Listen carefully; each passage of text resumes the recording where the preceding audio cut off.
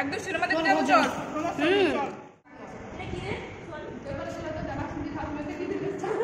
দাদা এই মুড়ি মাখানোতে যারা যারা সাহায্য করেছে একটু বলি। চম্পা নিয়ে এসেছে মুড়ি বাদাম আর চম্পা নিয়ে আসছে কি নিয়ে এসেছে? মুড়ি বাদাম আর আম নিয়ে এসেছে। পর্ণশ্রী নিয়ে এসেছে আলু ভাজা আর ছোলা